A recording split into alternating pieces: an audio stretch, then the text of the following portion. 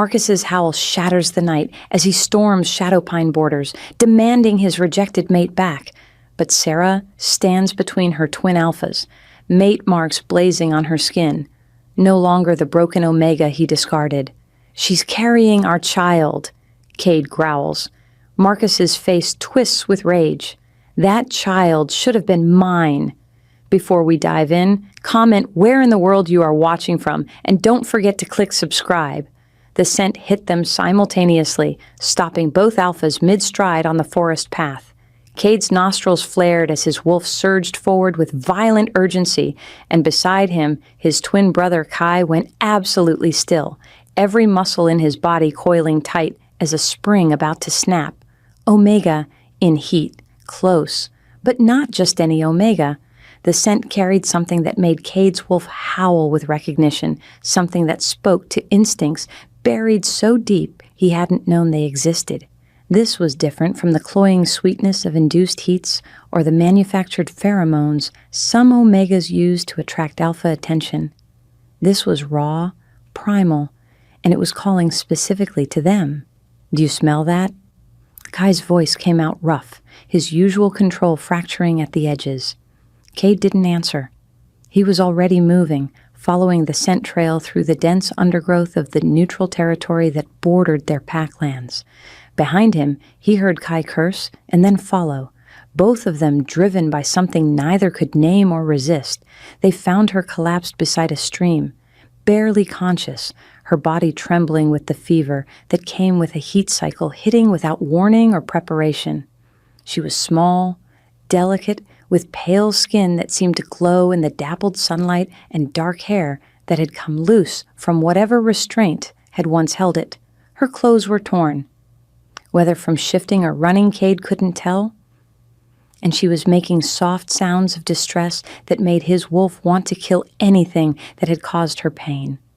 But what stopped him cold, what made rage flood through his system like poison, was the scent of rejection clinging to her.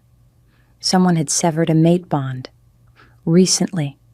The emotional wound was still fresh, still bleeding, and her body had responded by throwing her into heat as a desperate biological attempt to find a new mate, to heal the damage that rejection caused. "She's been cast out," Kai said quietly, crouching down beside the unconscious Omega. His hand hovered over her shoulder, but didn't touch, too aware that an Omega in heat needed consent before any contact. Rejected and banished, look at her wrists. Cade saw the marks then, the rope burns that indicated she'd been bound, probably dragged to the border and thrown across it. Rage turned his vision red. What kind of alpha rejected an Omega and then treated her like garbage? The Omega's eyes fluttered open, unfocused and glassy with fever. She looked at Cade first, then Kai, and something like fear crossed her face. She tried to scramble, backward, away from them, but her body was too weak. She collapsed again with a small sound of despair. "Please," she whispered, her voice hoarse, "just let me die here. I can't go through another rejection. I can't survive it." The words hit Cade like a physical blow. She thought they were going to reject her too. She thought every alpha who found her would do the same thing the last one had done. "What's your name?" Kai asked gently, still not touching her, giving her space, even though Cade could see the way his brother's hands shook with the effort of restraining himself. "Sarah," she managed. "Sarah Whitmore. I was of the Crescent Moon Pack before Marcus." Her voice broke on the name, and Cade watched as tears slid down her face. She wasn't even trying to hide her pain anymore, too exhausted and broken to maintain any pretense of strength. "Marcus Whitmore rejected you," Cade said, piecing it together. The Crescent Moon Pack was known for its political maneuvering and status obsession. He's Beta, next in line to be Alpha. He rejected you for someone with better connections. Sarah's laugh was bitter and broken. "He rejected me because I'm nobody. My parents were Omegas. I have no political value, and his family demanded he choose someone who could advance his position, so he severed the bond in front of the entire pack and had me dragged to the border like trash." The heat was getting worse. Cade could see the way her body trembled, the way sweat beaded on her skin, the way her pupils were dilating as the fever consumed her. An omega in heat needed a mate, or they needed medical intervention. Left alone like this, she would burn out from the inside, her body destroying itself in its desperate attempt to find connection. "We need to get her to our territory," Kai said, looking at Cade. "Our healers can help her through this." But Cade was barely listening. He was staring at Sarah, at this broken, beautiful Omega who had been thrown away like she meant nothing, and his wolf was screaming at him with absolute certainty. Mine, ours, mate. The mate bond formed in an instant, snapping into place with such force that Cade actually staggered. Beside him, Kai made a choked sound, and Cade knew his twin had felt it too. The bond didn't choose one of them, it chose both. Twin alphas sharing a mate was rare, but not unheard of. It happened when the moon goddess decided that one alpha alone wouldn't be enough, that the Omega needed the strength and protection of two. But it required absolute trust between the alphas, perfect synchronization, and a willingness to share in every aspect of life. Cade looked at his brother and saw his own shock reflected back. They'd always been close, had always functioned as a unit rather than as individuals. But this was asking them to share the most intimate bond that existed between wolves. "You feel it," Kai said. It wasn't a question. "Yeah," Cade managed. "Both of us." Sarah was looking between them, with confusion cutting through her fever-glazed eyes. "What? What are you talking about?" "You're our mate," Cade said, and the words felt right, felt true in a way nothing else ever had. "Both of us. The moon goddess has bound you to twin alphas." He watched her process this, watched the hope that flickered across her face before fear crushed it. "No," she whispered. "No, that's not possible. Marcus was supposed to be my mate, and he rejected me. The goddess wouldn't give me another chance. She wouldn't give me two." "Marcus was never your true mate," Kai said gently. "If he had been, he couldn't have rejected you. The true mate bond can't be severed without killing both parties. What you had with him was a pack arrangement, a political match that your wolf accepted because she didn't know anything better existed." Sarah shook her head weakly. "You're just saying that because I'm in heat, because the pheromones are affecting you. Once I'm through this, once the heat breaks, you'll realize you don't actually want me, and I'll be rejected again." The pain in her voice made Cade's chest ache. She couldn't believe that anyone would choose her, that she had value beyond what she could offer politically. Marcus and his pack had done that to her, had destroyed her sense of self-worth so completely that even faced with two alphas claiming her as mate, she couldn't accept it as real. "We're not rejecting you," Cade said firmly. "Not now. Not after the heat. Not ever. You are ours, Sarah, and we protect what's ours." "But I can't," she started, and then her body convulsed as another wave of heat crashed over her. She cried out, curling in on herself, and Cade couldn't stand it anymore. He moved forward, ignoring Kai's warning sound, and carefully gathered her into his arms. The moment he touched her, the mate bond flared like fire. Sarah gasped, her eyes going wide, and Cade knew she could feel it too. The connection, the certainty, the absolute rightness of his hands on her skin. "Feel that?" he asked softly. "That's not heat pheromones. That's the mate bond, real and unbreakable. You are ours, Sarah. Let us prove it to you." She stared up at him, and Cade watched as something in her expression shifted. Not quite trust, not yet, but maybe the fragile beginning of hope. "I need help," she whispered. "The heat. It's too much. I can't think, can't function. Everything hurts."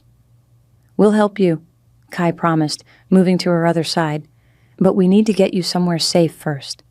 Our pack, our healers, they can make this easier." "Will it hurt?" Sarah asked, and the vulnerability in her voice made Cade want to find Marcus Whitmore and tear him apart for putting that fear there. "When you reject me after, Will it hurt as much as it did with Marcus?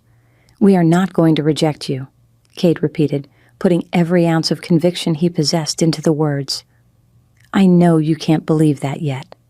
I know he destroyed your ability to trust. But Sarah, we are going to spend however long it takes proving that you are valued, that you are wanted, that you are exactly what we've been waiting for our entire lives. Kai reached out slowly, giving her time to pull away, and when she didn't, he touched her face gently, wiping away the tears that were still falling. You've been hurt, he said quietly. You've been rejected and cast aside and treated like you don't matter. But that ends now. From this moment forward, you are the most important person in our world. And we will show you that every single day until you believe it. Sarah closed her eyes, and Cade felt the moment she made her decision through the bond. It wasn't trust, not fully, but it was the willingness to try. The courage to take a chance, even though she was terrified of being hurt again. Okay, she whispered. Okay, I'll come with you. But if you're going to reject me, please do it quickly. Don't let me hope. Don't let me believe this is real if it's not. It's real, Cade promised, lifting her carefully as he stood. She was lighter than she should be, evidence that the crescent moon pack hadn't been feeding her properly, another thing that made rage simmer in his blood. And by the time we're done proving it to you, you're going to wonder how you ever doubted. The journey back to Shadowpine territory took longer than it should have, because they had to stop frequently. Sarah's heat was intensifying, and every few minutes she would be hit with waves of need that left her gasping and trembling in Cade's arms. He could feel what she was feeling through the bond, the desperate ache, the emptiness that demanded to be filled, the biological imperative screaming at her to mate, to bond, to complete the cycle. But he also felt her fear, the terror that this was temporary, that she was going to be discarded again. And that fear kept her from fully surrendering to the heat, kept her fighting against what her body needed. Talk to us, Kai suggested as they paused beside a small clearing. Cade had set Sarah down carefully, keeping her in his arms, but giving her some relief from being carried. Tell us about yourself. What did you do in the Crescent Moon Pack? What do you like? What makes you happy? Sarah looked at him with surprise, like she hadn't expected them to care about such things. I was a teacher, she said hesitantly, for the Pack children. I taught them about history and traditions, about the old ways. You're a keeper of knowledge, Cade said, impressed. It was an important role, one that required intelligence and dedication. That's a valuable gift. Marcus didn't think so, Sarah said bitterly. He said teaching children was a waste of time when I could be useful doing something that advanced his political position. Kai made a disgusted sound. Marcus is an idiot. Teaching the next generation, preserving Pack history and culture, those things matter more than any political maneuvering. That's what I tried to tell him, Sarah said, and for the first time, Cade heard anger in her voice instead of just pain. But he didn't care. He didn't care about anything except his ambitions and what his family wanted.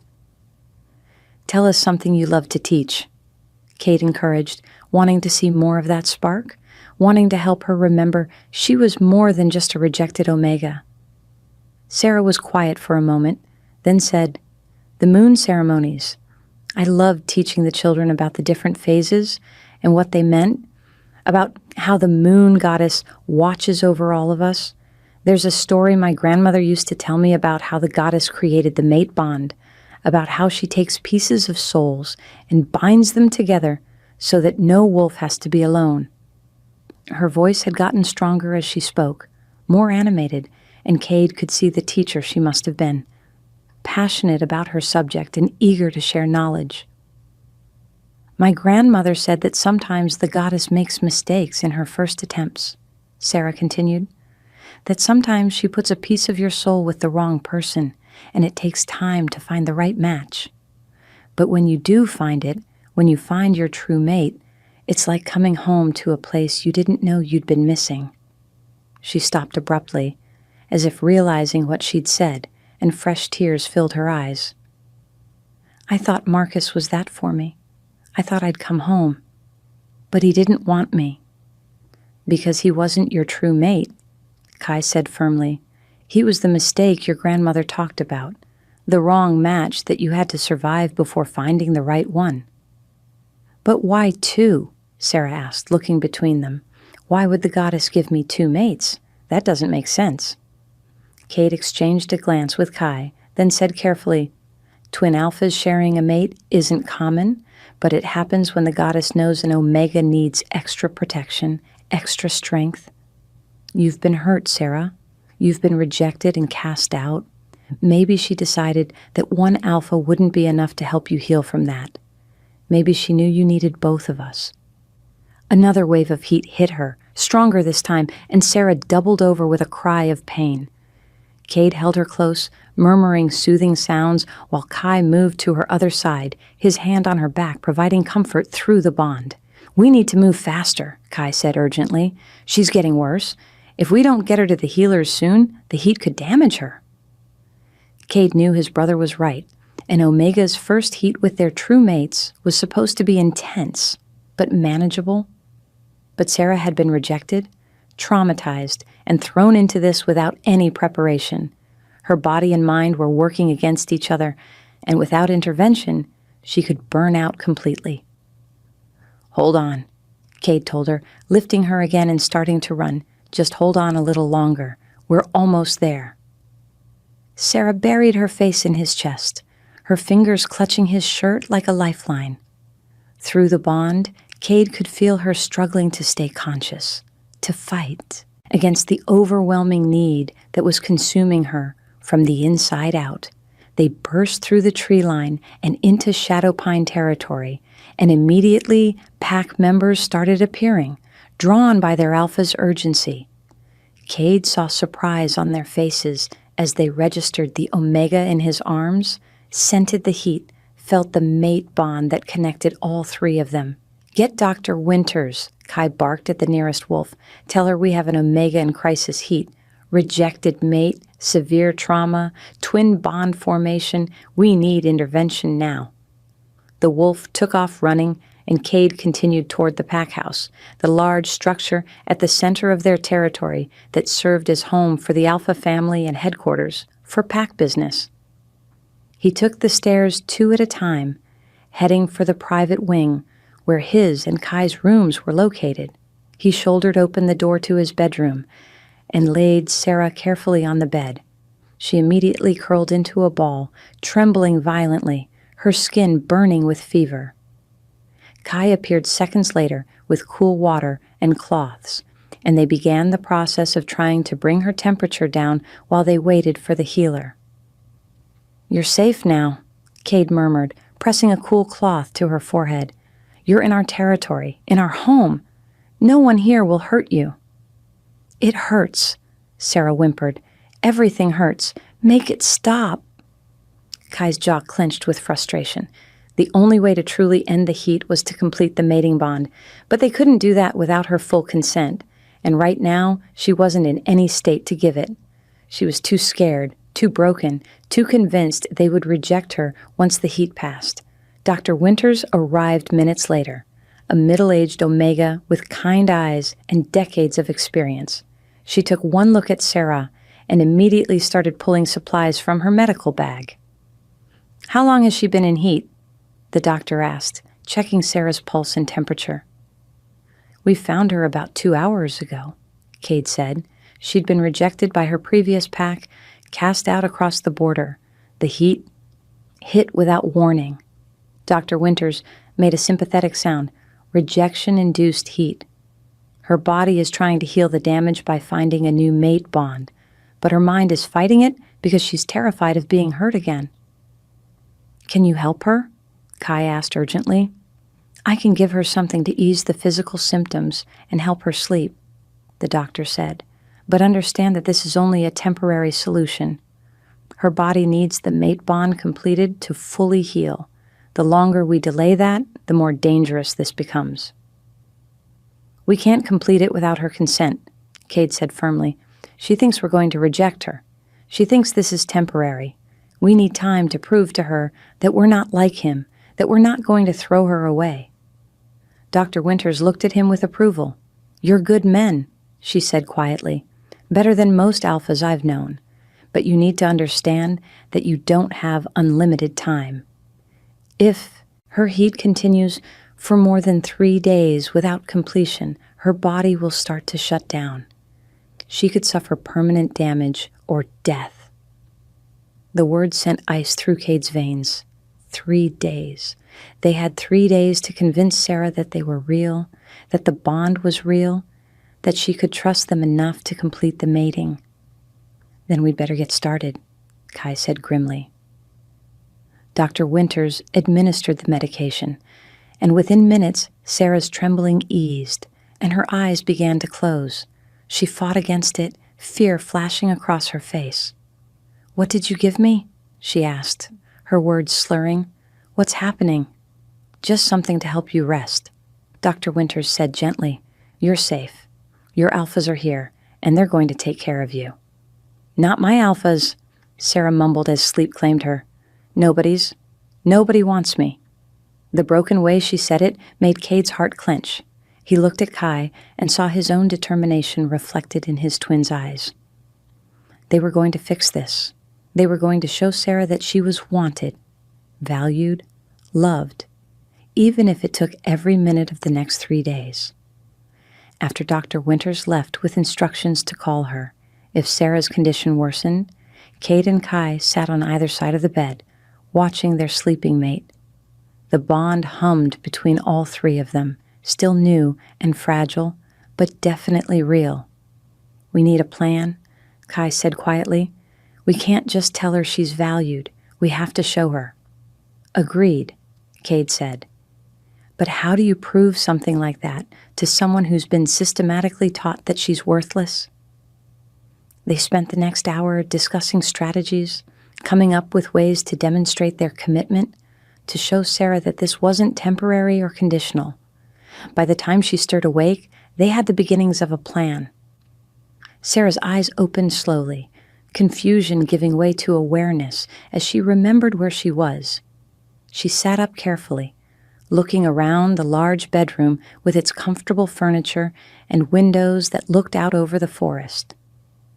You brought me to your room, she said, and there was something in her voice that Cade couldn't quite identify. Surprise, maybe? Or disbelief? Where else would we bring our mate? Kai asked gently. Sarah's eyes filled with tears again. Marcus never let me in his room. He said it was his private space, and I wasn't important enough to be there. Cade felt rage flood through him, fresh and hot. Every time Sarah spoke about her previous treatment, he learned some new cruelty, some new way that Marcus had diminished and hurt her. This is your room now, too, he said firmly. Yours, mine, and Kai's. Everything we have is yours. But what about when you reject me? Sarah asked, and the resignation in her voice was heartbreaking. Where will I go then? We are not going to reject you, Cade said, moving to sit on the edge of the bed. Sarah, I need you to hear this. Really hear it. You are our true mate. The moon goddess bound our souls together. That bond cannot be broken. We couldn't reject you even if we wanted to, which we don't. Marcus said the same thing, Sarah whispered. He said we were meant to be together, and then he looked me in the eye and severed the bond without hesitation. Because it wasn't a true bond, Kai interjected. Sarah, have you ever heard of anyone surviving a true mate rejection? She frowned, thinking, no. In all the stories grandmother told me, whenever someone tried to reject their true mate, both parties died. Exactly, Kai said, because the true mate bond literally cannot be severed. It's written into your soul. Marcus being able to reject you is proof that he was never your true mate, just a pack-mate bond that your wolf mistook for something deeper. Sarah looked between them, and Cade could see her desperately wanting to believe, but too afraid to let herself hope. I want to show you something, Cade said, pulling his shirt over his head. He heard Sarah's sharp intake of breath as she saw his chest, saw the mark that had appeared over his heart the moment the mate bond formed.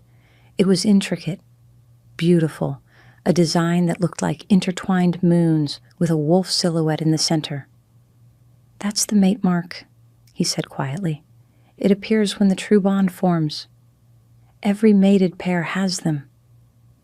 He nodded to Kai, who also removed his shirt, revealing an identical mark over his heart. Then both of them looked at Sarah expectantly. She stared at them for a long moment before slowly, hesitantly pulling down the neckline of her torn dress. There, over her heart, was the same mark, proof that couldn't be denied or explained away. The mate bond was real. Sarah's fingers traced the mark with wonder and disbelief. "I thought I dreamed this," she whispered. "When the bond formed, I felt something burning over my heart, but I thought it was just the heat fever causing hallucinations." "It's real," Cade said softly. "All of this is real. We are your mates, Sarah, true mates chosen by the goddess, and we are never, ever going to let you go." She looked up at him, and Cade saw the exact moment when she let herself believe. Just a little. The hope that flickered in her eyes was fragile as spun glass, but it was there. "I'm scared," she admitted. "I'm so scared of being hurt again." "We know," Kai said, reaching out to take her hand gently, "and we're not going to rush you. We have time to build trust, to show you who we are. The heat can be managed with medication until you're ready." "How much time?" Sarah asked. Cade exchanged a glance with Kai, then decided on honesty. "Dr. Winters said 3 days before your body starts to suffer damage. But Sarah, we're not going to push you to complete the bond before you're ready. If we need to, we'll find other ways to manage the heat. Your consent matters more than any timeline." Sarah's eyes widened with surprise. "You would do that? You would risk me getting worse just to give me time to trust you?" "Yes," both alphas said simultaneously. She stared at them, and Cade could see her mind working, trying to reconcile this treatment with what she'd experienced before. Marcus had clearly cared nothing for her comfort or consent. These alphas were offering her something she'd never had: choice. "I don't understand you," Sarah said finally. "Why do you care so much about what I want? I'm just an omega. My job is to submit to my alphas." "No," Cade said firmly. "Your job is to be yourself. Our job as your alphas is to protect you, provide for you, and make sure you feel safe and valued. The mate bond isn't about dominance and submission. It's about partnership." Marcus said that was modern nonsense, Sarah said quietly. "He said the old ways were better, when omegas knew their place." Kai made a disgusted sound. "The old ways that Marcus is talking about aren't traditional at all. They're a corruption created by alphas who wanted absolute power.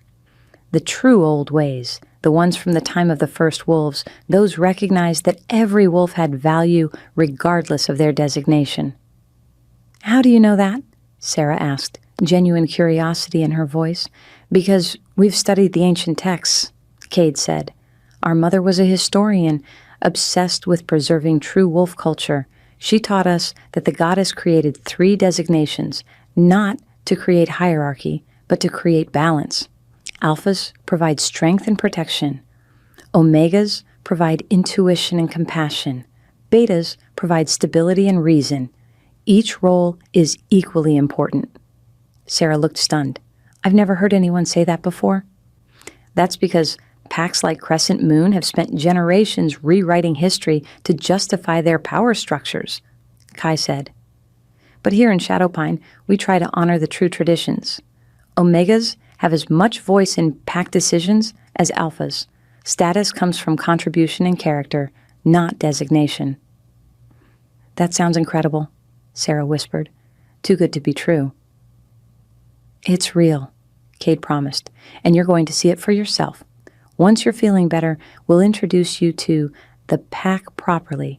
You'll meet other omegas who will tell you how they're treated here. You'll see for yourself that we're not lying. Another wave of heat hit Sarah then, making her gasp and double over. Cade immediately moved closer, his hands gentle on her shoulders, providing comfort through the bond. Kai retrieved more cool cloths and a cup of water. "The medication is wearing off," Kai said, checking the time. "She can have another dose in an hour." "I can manage until then," Sarah said through gritted teeth, though her trembling said otherwise. "You don't have to manage alone," Cade said quietly. "Let us help you. We can provide comfort through the bond without completing the mating. Let us ease some of the pain." Sarah looked at him with uncertainty. "How?" "Physical contact," Kai explained. "Holding you, skin contact, it will strengthen the bond connection and help your body recognize that your mates are here. It won't stop the heat completely, but it will make it more bearable." "And you won't," Sarah hesitated. "You won't try to complete the bond?" "Not unless you ask us to," Cade said firmly. "You have our word." Sarah studied them both for a long moment, clearly weighing her fear against her desperate need for relief. Finally, she nodded. "Okay, yes, please help me." Cade moved carefully, gathering her into his arms and settling back against the headboard, with Sarah cradled against his chest. Kai positioned himself on her other side, his hand resting on her back. The moment they were all connected, the bond flared bright and strong, and Cade felt Sarah's pain ease significantly. She made a sound of relief, her body relaxing for the first time since they'd found her. "That's better," she whispered. "So much better." "Good," Kai murmured, his fingers tracing soothing patterns on her back. "Just rest now. Let us take care of you." They stayed like that for hours, talking occasionally, but mostly just existing together, letting Sarah get used to their presence, to the feeling of being held and valued. Cade told her stories about Shadowpine Pack, about the wolves she would meet, and the traditions they honored. Kai talked about their mother and the history she'd preserved, promising to show Sarah the library of ancient texts when she was feeling better. And slowly, gradually, Cade felt Sarah's fear beginning to ease. She was still scared, still guarded, but she was starting to trust, starting to believe that maybe, just maybe, this was real. When Dr. Winters returned with more medication and food, she looked pleased with Sarah's progress. "Your color is better," she told the Omega, "and your temperature is more stable. The bond contact is helping." "It is," Sarah admitted quietly. They're not what I expected." "Good alphas rarely are," Dr. Winters said with a smile. "Now, eat something. You need to maintain your strength." The food was simple but nourishing, and Cade was pleased to see Sarah eat all of it, another sign that she was beginning to feel safe, that her body was starting to believe survival was possible. After the doctor left and Sarah had taken her medication, she looked up at Cade with an expression he couldn't quite read. "Can I ask you something?" "Anything," he said immediately. "Why did the goddess give me 2 mates? I understand what you said about needing extra protection, but there must be more to it than that." Cade exchanged a glance with Kai, then said carefully, "Twin alphas share a bond similar to the mate bond. We're not just brothers. We're 2 halves of the same soul. When the goddess gives twins a single mate, it's because she knows that mate needs both halves to feel complete." "But I don't understand what I need from each of you," Sarah said, confusion clear in her voice. Kai spoke up then. "Cade provides strength and protection. He's the warrior, the defender. When you're afraid or threatened, he's the one who will destroy anything that tries to hurt you. And Kai provides patience and understanding," Cade added. "He's the thinker, the strategist. When you're hurting or confused, he's the one who will help you make sense of it." "Together," Kai said, "we can give you everything through the window." Another howl joined the first. Marcus had come for her. Cade was on his feet instantly, every protective instinct roaring to life. Through the bond, he felt Sarah's terror spike so sharply it made his chest physically ache. She was shaking, her eyes wide and fixed on the window as more howls echoed through the night. "He can't have you," Cade growled, his voice dropping to something barely human. "You're ours now, Sarah. Ours. And no one takes what's ours." Kai had moved to the window, his expression carved from stone as he assessed the situation. "It's a full delegation," he said quietly. "At least 20 wolves. Marcus is at the front, along with Alpha Theron of Crescent Moon." "They came to take me back," Sarah whispered, her voice breaking. "They're going to drag me back and punish me for leaving. Or worse, they'll kill me here to save face." "Neither of those things is going to happen," Kai said, turning from the window with absolute conviction in his voice. "You're under the protection of Shadowpine now. You're our mate. They have no claim on you." But Sarah was spiraling into panic, her breathing coming in short gasps. "You don't understand. Marcus's family has connections. His father is friends with half the pack alphas in the region. They'll pressure you to give me back. They'll say I'm stolen property, that the mate bond isn't valid because I was already matched to Marcus."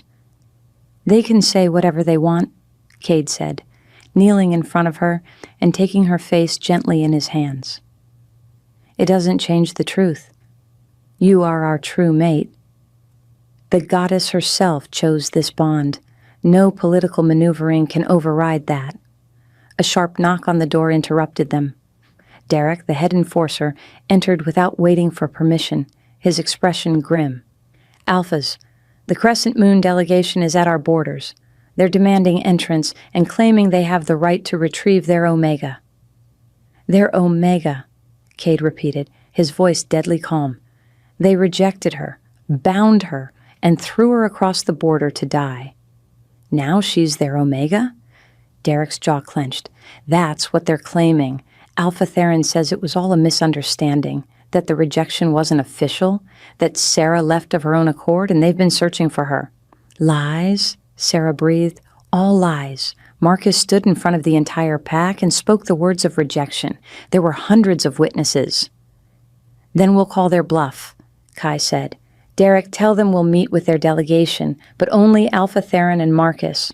No one else crosses our borders, and tell them our mate will be present at the meeting."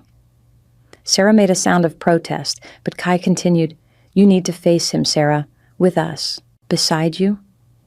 You need to show him and yourself that you're not afraid anymore, that he has no power over you." "I am afraid," Sarah admitted, tears streaming down her face. "I'm terrified." "I know," Kai said gently, "but you're also stronger than you realize, and you won't be alone. We'll be with you every second." Cade pulled Sarah against his chest, letting her feel his heartbeat, steady and sure. "He's going to see the mate marks," he said quietly. "The moment he sees them, he'll know the bond is real and complete. He'll have no choice but to accept that you're ours now." "The bond isn't complete yet," Sarah whispered. Both alphas went very still. She was right. They'd been so focused on giving her time to trust, they hadn't completed the final stage of the mating. The marks were there, the connection was real, but without the physical completion, Marcus could argue the bond wasn't fully formed. "Then we complete it now," Cade said, "before the meeting, if you're ready." Sarah looked between them, and Cade could see the war happening behind her eyes, fear and desire, trust and terror, all battling for dominance. "I don't want to do it just because of Marcus," she said finally. "I don't want my first time with you to be rushed and desperate and about proving something to him." "It won't be," Kai promised. "It will be about us, about you choosing us, choosing this bond, choosing your future. Marcus is irrelevant. He's just the excuse that's forcing us to acknowledge what we all already know we want." Sarah closed her eyes, and Cade felt through the bond the moment she made her decision. When she opened them again, there was steel in her gaze. That hadn't been there before. "Okay," she said, "complete the bond with me. Make me yours in every way, and then we'll face him together." What happened next was nothing like the rushed, desperate coupling that the circumstances might have suggested. Despite the urgency of the situation, despite the Crescent Moon wolves waiting at their borders, Cade and Kai refused to rush. They undressed Sarah slowly, reverently, worshiping every inch of exposed skin with hands and mouths, until she was trembling for entirely different reasons than fear. "You're perfect," Cade murmured, against the curve of her throat, feeling her pulse racing beneath his lips. "Every inch of you. Perfect." Kai's hands mapped the contours of her body with exquisite care, finding places that made her gasp and arch into their touch. "We're going to take care of you," he promised. "Always. In every way." Sarah's heat had returned with the stress and fear, but now it transformed into something else. Need, yes, but also desire. True desire, born not of biological imperative, but of genuine want. She reached for them both, her hands shaking as she touched bare skin, exploring the hard planes of muscle and the heat of alpha flesh. "I want this," she whispered. "I want you both. Please." They came together slowly, carefully, with Sarah between them as they'd explained before. Cade took the lead, his movements gentle, despite the urgency thrumming through his veins. The moment he joined with her fully, the bond blazed like the sun, and Sarah cried out with the intensity of it.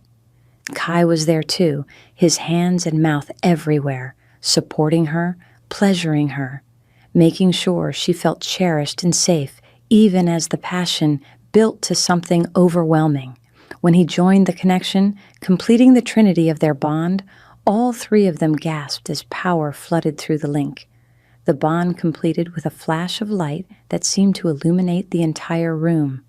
The mate marks over their hearts blazed brilliant silver, and Sarah screamed with pleasure so intense it bordered on pain.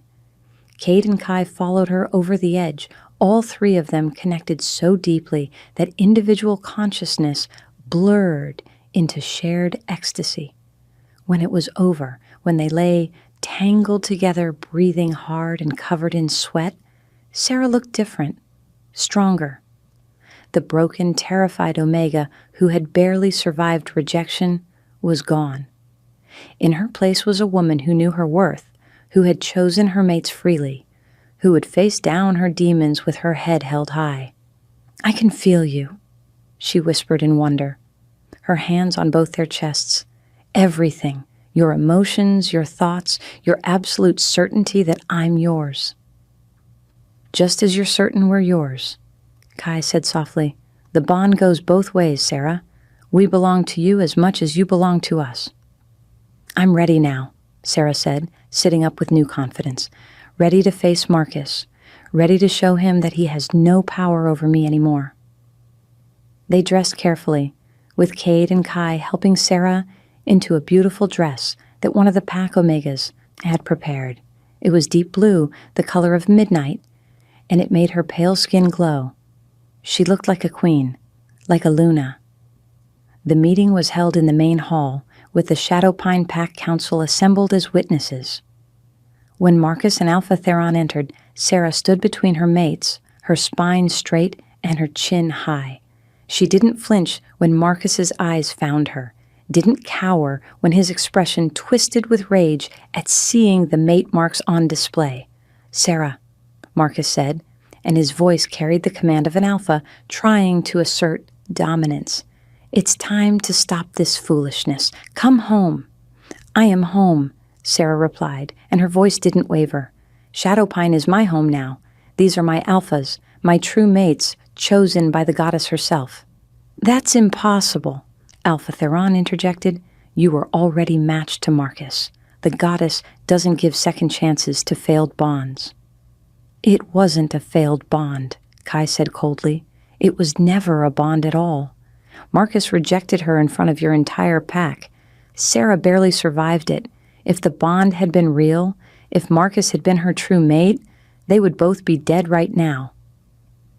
"The rejection wasn't official," Marcus said, but there was desperation creeping into his voice now. "I never meant the words. I was angry, I made a mistake, but I never actually severed the bond." "You're lying," Sarah said, and the certainty in her voice made Marcus flinch. "You looked me in the eye and said you rejected me as your mate, You said I wasn't worthy of carrying your bloodline. You said I wasn't worthy of the pack. And then you had your enforcers bind me and drag me across the border." "You're remembering it wrong," Marcus insisted. "The fever from the heat, it's confused you." "Then let's ask your pack members," Cade suggested. "Sarah says there were hundreds of witnesses to the rejection ceremony. Should we summon them? Have them testify under oath about what was said?" Alpha Theron's expression darkened. "That won't be necessary. But Marcus is right that mistakes were made. We're prepared to take Sarah back, to officially recognize her as Marcus's mate, to make amends for any misunderstandings." "She doesn't want to go back," Kai said flatly. "She's our mate now. The bond is complete, the marks are visible, and there's no breaking it even if we wanted to." "You seduced her while she was vulnerable," Marcus snarled, his control finally snapping. "You took advantage of her heat, manipulated her into accepting a bond she didn't want." "Careful," Cade said, his voice dropping to something dangerous. "You're accusing us of crimes that would warrant execution. You better be very certain you can prove those claims." "I can prove she's mine," Marcus said. "Sarah, tell them. Tell them how we were together for 2 years. Tell them about all the times you said you loved me, that you wanted to be my mate.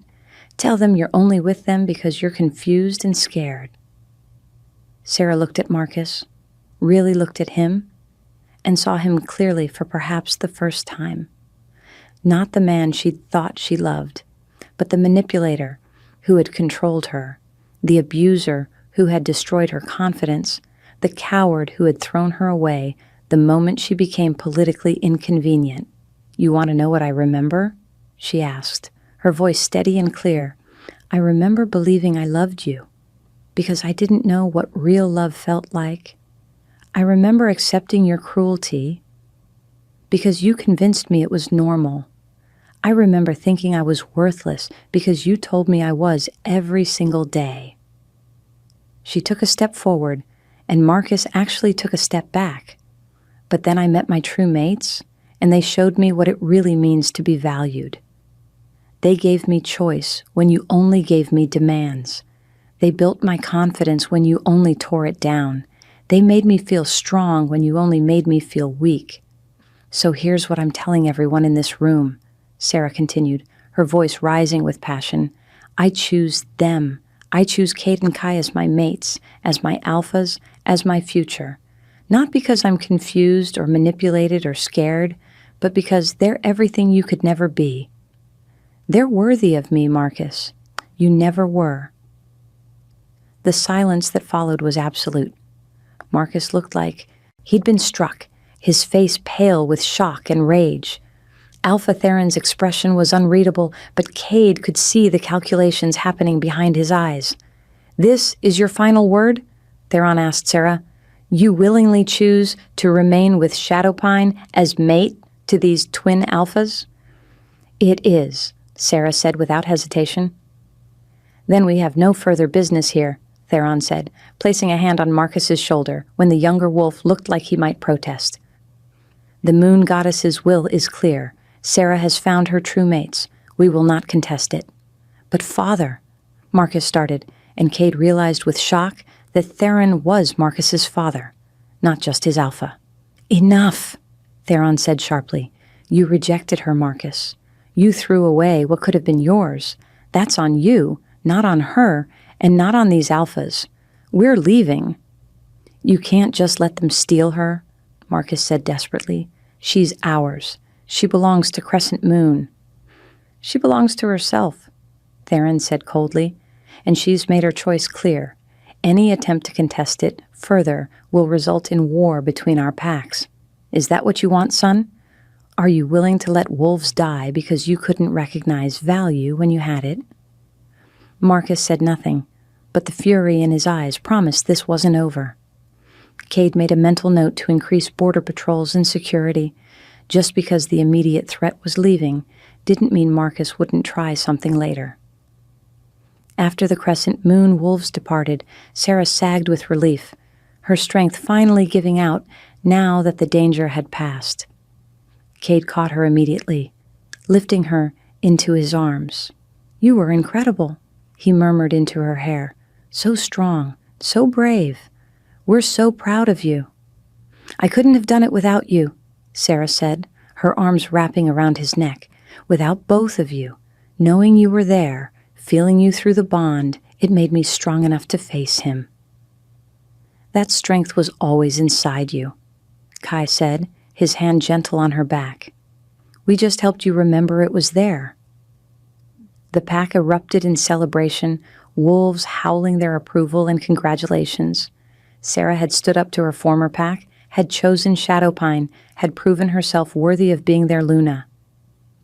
The pack members, who had been uncertain about accepting a rejected Omega, now saw her differently. She wasn't broken, she was a survivor, and she was theirs. The next few weeks passed in a blur of happiness and adjustment. Sarah settled into her role as Luna, working with the school to begin teaching traditional histories and stories. The pack children adored her, and their parents appreciated how she made learning about their culture engaging and meaningful. Kai showed her the full extent of the library, and Sarah spent hours there researching mate bonds and pack histories. She discovered references to other Omegas who had survived rejection, learned about the ancient ceremonies that honored the moon goddess, found comfort in knowing she wasn't the first to walk this path. Cade trained with her, teaching her how to defend herself, how to fight, how to tap into the strength that came with being part of a complete mate bond. Sarah discovered that she was fast and clever, able to use her smaller size to her advantage. She would never be a warrior, but she could protect herself if she needed to. And in private, in the moments when it was just the three of them, Sarah learned what it meant to be truly loved. Cade and Kai worshipped her with their bodies and their words, showing her pleasure she'd never imagined existed. They were patient when she had moments of doubt, understanding when old fears resurfaced, unwavering in their devotion when she needed reassurance. The bond between them grew stronger every day, the connection deepening until they could sometimes communicate without words, their thoughts and feelings flowing freely through the link. 3 months after that first night, Sarah woke to find both her mates watching her with expressions of such love that it took her breath away. "What?" she asked, smiling. "Why are you looking at me like that?" "We have something for you," Kai said, producing a small wooden box. Inside was a silver necklace with a pendant that matched their mate marks, the intertwined moons and wolf silhouette rendered in exquisite detail. "It's beautiful," Sarah breathed. "It's a Luna mark," Kate explained, traditionally given when the Alpha family formally recognizes a new Luna. "We wanted to make it official." "Official how?" Sarah asked. "There's a ceremony," Kai said, "where the pack formally recognizes you as our mate and their Luna, where you take vows to protect and lead them, and they take vows to follow and support you." "You want me to be Luna?" Sarah whispered. "Officially?" "You already are Luna," Cade corrected gently. "Have been since the moment the bond completed. This just makes it official in the eyes of the pack and the goddess." Sarah looked at the necklace, then at her mates, then at the life she'd built here in the months since that terrifying night when she'd been found dying in the neutral zone. She'd gone from broken and rejected to loved and valued, from worthless to essential, from alone to surrounded by family. "Yes," she said firmly, "let's make it official." The ceremony was held under the full moon, with the entire pack assembled. Sarah wore the midnight blue dress and the Luna necklace, standing between her mates as the pack elders spoke the ancient words of recognition. "Do you, Sarah of Shadowpine, accept the responsibility of Luna? Do you promise to protect those weaker than yourself, to guide those who are lost, to honor the traditions while adapting to change, to stand beside your alphas as an equal partner in all things?" "I do," Sarah said, her voice clear and strong. "Do you, Shadowpine Pack, accept Sarah as your Luna, Do you promise to follow her guidance, respect her authority, support her leadership, and protect her with your lives?" "We do," hundreds of voices answered as one, the howl rising to the moon. The elder placed her hands on Sarah's head. "Then, by the power of the moon, goddess, and the will of the pack, I declare you Luna of Shadowpine. May your reign be long and prosperous. May your wisdom guide us through dark times. May your strength protect us from all threats." The pack erupted in celebration, wolves in both forms howling their approval. Sarah felt tears streaming down her face, but they were tears of joy now, not pain. Cade and Kai each took one of her hands, and together they raised them high, presenting their Luna to the pack. Through the bond, Sarah felt their pride, their love, their absolute certainty that this was right. "You're ours," Cade said softly, for her ears only. "Forever," Kai added. "Forever," Sarah agreed, and meant it with every fiber of her being. That night, as they celebrated with the pack, Sarah found herself thinking about Marcus, wondering if he'd heard about the ceremony, if he knew that she'd not only survived his rejection, but thrived because of it. She hoped he had. She hoped it ate at him, knowing that the Omega he'd thrown away had become something more than he could have ever imagined. But mostly, she was just grateful. Grateful that the goddess had known better than she did what she needed. Grateful that rejection by the wrong mate had led her to her true mates. Grateful that she'd been strong enough to survive the worst and wise enough to recognize the best when it found her. As the celebration wound down and Cade and Kai led her back to their chambers, Sarah looked up at the full moon and sent a silent prayer of thanks to the goddess for the bond, for her mates, for her pack, for her new life. And somewhere deep in her soul, she felt the goddess's response. Not words exactly, but a feeling of warmth and approval, of a plan perfectly executed, of a daughter who had been broken and remade into something stronger. Sarah had been rejected, abandoned, and left to die. But she'd survived. More than survived. She'd found her true home, her real family, her genuine mates, and nothing Marcus or anyone else could do would ever take that away from her. She was Sarah of Shadowpine, mate to twin alphas, Luna to a pack that loved her, and survivor of trials that would have destroyed weaker wolves. She was valued, she was wanted, she was home, and that was all that mattered.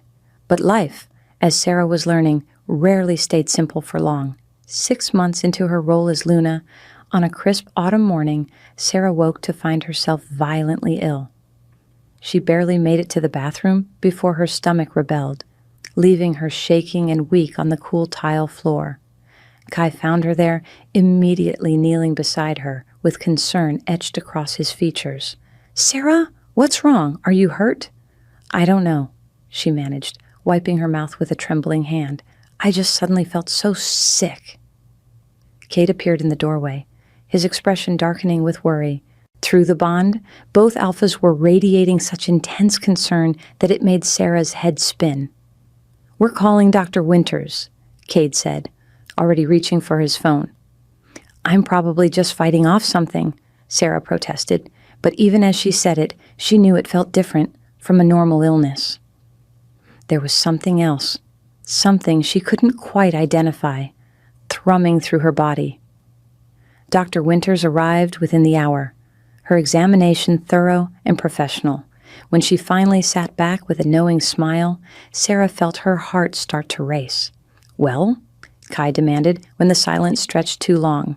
"Congratulations," Dr. Winters said warmly. "You're pregnant, Luna Sarah. About 6 weeks along, I'd estimate." The world seemed to tilt sideways. Sarah stared at the doctor, unable to process the words. Pregnant. She was pregnant. With her, Alpha's child. "Are you certain?" Cade asked, his voice strangled with emotion. "Quite certain," Dr. Winters confirmed. "The signs are all there. Morning sickness, heightened sense of smell, the slight change in her scent that I noticed the moment I walked in, and, she added with a gentle smile, I can hear the heartbeat, strong and steady. Sarah's hands went to her stomach, still flat, but suddenly precious beyond measure. There was a life inside her, a child created from the bond between her and her mates, a symbol of everything they'd built together. "Oh, goddess," she whispered, tears streaming down her face. "We're going to have a baby." Cade dropped to his knees beside the bed, his large hands covering hers on her stomach.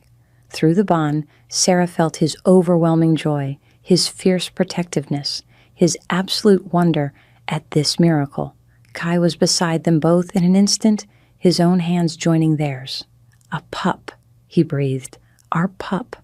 "How is this possible so soon?" Sarah asked. "We've only been mated for 6 months." "True mate bonds are incredibly fertile," Dr. Winters explained. "The goddess ensures that true mates can produce strong offspring.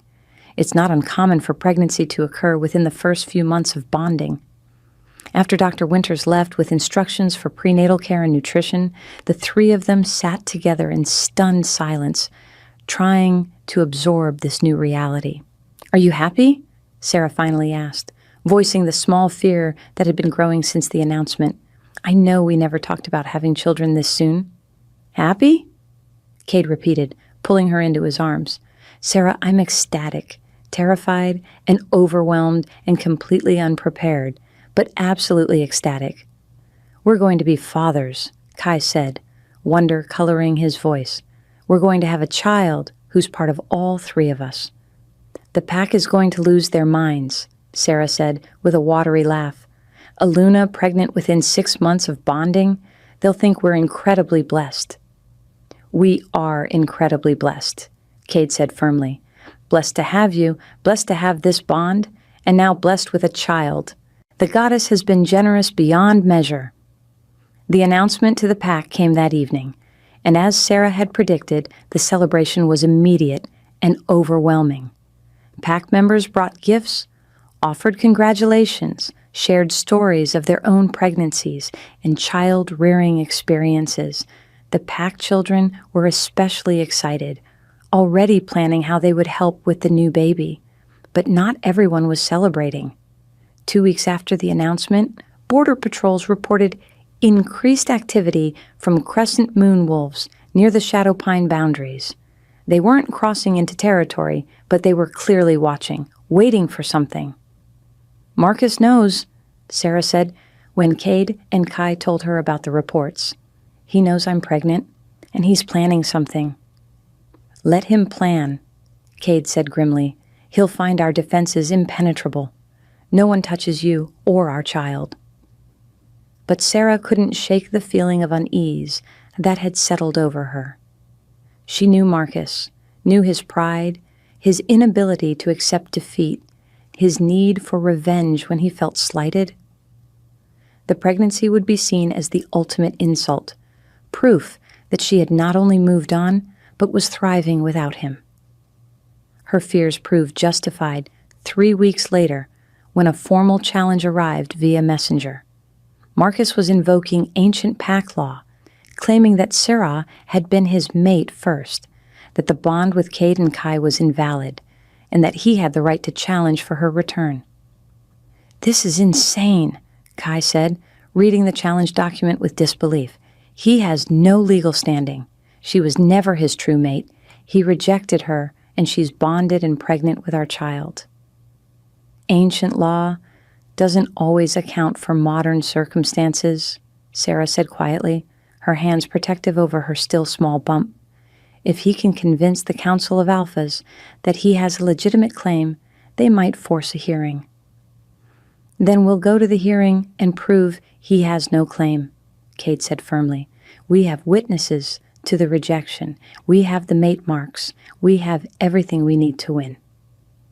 The hearing was set for the new moon, neutral territory, with all the regional alphas in attendance. Sarah spent the weeks leading up to it researching pack law and preparing her testimony. She was terrified, but she refused to let fear control her. Not anymore.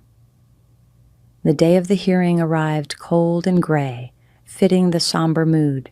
Sarah wore the Luna necklace and stood between her mates as they faced the Council of Alphas. Marcus was there with his father, looking confident and righteous. "Let's hear the challenge," Alpha Meridian, the eldest and most respected of the council, said. Marcus stood, his voice carrying clearly. "I claim that Sarah Whitmore was my intended mate, that our bond was formed and recognized by our pack, and that she was stolen from me by Shadowpine Alphas during a moment of vulnerability. I demand her return." "Lies," Sarah said, her voice steady despite her racing heart. "Every word is a lie." "Then, let's examine the evidence," Meridian said. "Marcus, you claim Sarah was your mate. Do you have the mate marks to prove it?" Marcus hesitated, and Sarah knew he'd lost. "The marks never fully formed," he admitted, "but that doesn't mean the bond wasn't real." "The mate marks always form with true bonds," Meridian said. "Their absence suggests what kind of bond existed between you. What do you say to that?" "I say that bonds can be manipulated," Marcus argued, that Shadowpine's alphas used her heat vulnerability to forge a false bond before the true one could fully form with me. "Show us your marks," Meridian commanded Sarah. Sarah pulled down the neckline of her dress, revealing the intricate mate mark over her heart. Cade and Kai did the same, showing their identical marks. The match was unmistakable, undeniable. "And you claim you rejected her?" Meridian asked Marcus. "It was a misunderstanding," Marcus said, words spoken in anger that I didn't mean. "I can provide witnesses," Sarah interjected, "hundreds of them, wolves who were present at the rejection ceremony, who heard Marcus speak the words clearly and deliberately. Wolves who watched as I was bound and dragged to the border." "That won't be necessary," Meridian said, his eyes hard on Marcus. "I can smell the lie on you, young Alpha. You rejected her, then regretted it when you realized what you'd lost. This challenge is rejected. Sarah is the true mate of the Shadowpine Alphas, and no law gives you claim to her." "But," Marcus started desperately. "Enough," Alpha Theron said quietly, standing beside his son. "It's over, Marcus. Let it go." "She's carrying their child," Marcus spat, his composure finally cracking completely. "A child that should have been mine." "That child was never meant to be yours," Sarah said, her voice ringing with conviction. "Just as I was never meant to be yours. The goddess knew better than either of us what was right, and she led me exactly where I needed to be." The council deliberated briefly before Meridian announced their ruling. "The challenge is denied. Sarah of Shadowpine is the legitimate mate of Alphas Cade and Kai. No further challenges will be entertained. Marcus of Crescent Moon, you are hereby forbidden from approaching Sarah or Shadowpine territory. Violation will result in severe consequences." As they left the hearing, victorious but exhausted, Sarah felt the last weight of her past finally lift from her shoulders. Marcus had tried one last time to reclaim what he'd thrown away, and he'd failed. She was free. Truly, completely free. The pregnancy progressed smoothly, and Sarah bloomed under the devoted care of her mates and pack. She continued teaching until her 7th month, when moving around became too uncomfortable. The pack children made her cards and drawings, decorating the nursery with their artwork. Cade and Kai were comically overprotective, hovering constantly and panicking at every twinge or complaint. Sarah found it both exasperating and endearing, evidence of just how much they loved her and their unborn child. She went into labor on a spring morning with flowers blooming throughout the territory and the sun bright over. It was more than enough. It was everything.